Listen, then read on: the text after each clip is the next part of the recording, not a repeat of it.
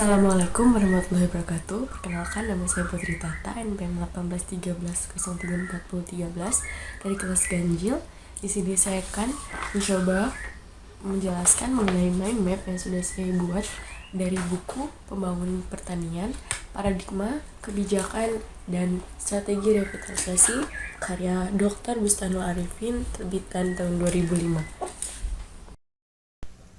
Di dalam buku Pembangunan Pertanian, Paradigma Kebijakan dan Strategis Revitalisasi itu terdapat 3 bagian. Nah, di mana masing-masing bagian tersebut memiliki bab. Pertama yang kita bahas adalah bagian 1, Paradigma Kebijakan. Di sini memiliki 4 bab. Pertama ada bab 2, Landasan Pembangunan, bab 3 Arah Kebijakan Ekonomi, bab 4 Ekonomi Politik Pertanian, dan bab 5 Pembangunan Pertanian untuk Pengentasan Kemiskinan. Pada bab 2, itu landasan pembangunan, berisikan tentang strategi pertumbuhan pertanian, yang dimana ada inovasi, infrastruktur, input, institusi, dan insentif. Selanjutnya bab 3, arah kebijakan ekonomi. Dalam bab ini tuh mencoba menganalisis karakter kebijakan ekonomi dalam masa pemerintahan Presiden Susilo Bambang Yudhoyono.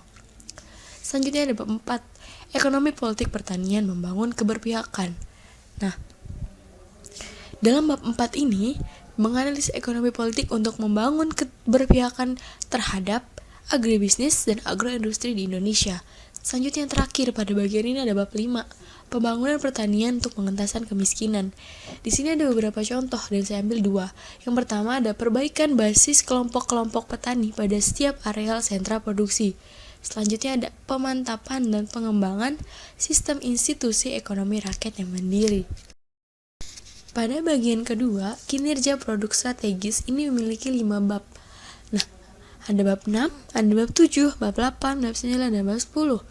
Pertama ada bab 6, perlukah Indonesia swasembada beras? Dalam bab ini tuh mengatakan pembangunan ekonomi politik Indonesia akan jauh lebih brilian apabila mampu mencapai ketahanan pangan, yaitu apabila tingkat ketersediaan pangan dan aksesibilitas masyarakat terhadap bahan pangan menjadi lebih baik pada skala rumah tangga dan skala nasional.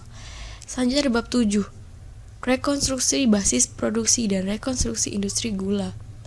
Nah, dalam bab ini tuh upaya menangkal serbuan gula impor itu dengan solusi kebijakan tata niaga yang melalui surat keputusan Menteri Perindustrian dan Perdagangan.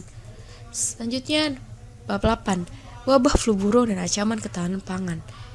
Dampak sebenarnya dari wabah penyakit flu burung itu bagi sektor pertanian, bagi ketahanan pangan, dan bagi pemulihan ekonomi, dan sampai saat ini tuh masih simpang siur. Selanjutnya di bab 9, subsidi pangan untuk perbaikan gizi makro masyarakat. Nah, subsidi pangan atau distribusi pangan murah kepada warga miskin dan tidak mampu adalah salah satu kebijakan peningkatan aksesibilitas masyarakat terhadap bahan pangan, terutama bahan pangan pokok. Selanjutnya, bab yang terakhir. Pada bagian kedua ini, ada bab 10, pengembangan iptek pertanian. Dalam hal iptek, bidang produksi pertanian ini ada yang namanya revolusi hijau, dan revolusi hijau itu telah mampu melonjakkan produksi bidang pangan dan pertanian pada umumnya dengan perubahan teknologi biologi dan kimiawi serta teknologi mekanis yang begitu progresif. Bagian terakhir yaitu strategi revitalisasi. Dalam bagian terakhir itu terdapat 5 bab yang berisikan bab 11 sampai bab 15. Nah, bab 11 itu berjudul Pertanian di Tengah Asimetri Pasar Dunia. Di dalam bab ini tuh berisi WTO akhirnya menghasilkan beberapa kesepakatan baru tentang sektor pertanian, jasa, akses pasar, dan lain-lain. Selanjutnya bab 12, strategi industrialisasi pertanian. Dalam hal ini, menganalisis perjalanan strategi industrialisasi pertanian yang dilakukan di Indonesia. Selanjutnya bab 13, kelembagaan produk hilir sektor perkebunan. Pengertian dan pemahaman kelembagaan perlu diletakkan pada posisi yang lebih sempurna karena kelembagaan tidak lain adalah aturan main yang mampu memberi nafas bagi setiap organisasi sampai tingkat pedesaan sekalipun. Selanjutnya ada bab 14, peran infrastruktur dalam pembangunan pertanian. Nah, dalam bab ini tuh membahas apa sih peran infrastruktur fisik dan regulasi dalam pengembangan agribisnis, terutama di daerah-daerah otonom di Indonesia.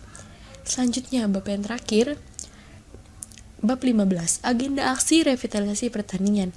Salah satu contohnya itu melakukan integrasi pembangunan ketahanan pangan ke dalam kebijakan ekonomi makro Indonesia. Cukup sekian presentasi dari saya. Saya ucapkan terima kasih. Wassalamualaikum warahmatullahi wabarakatuh.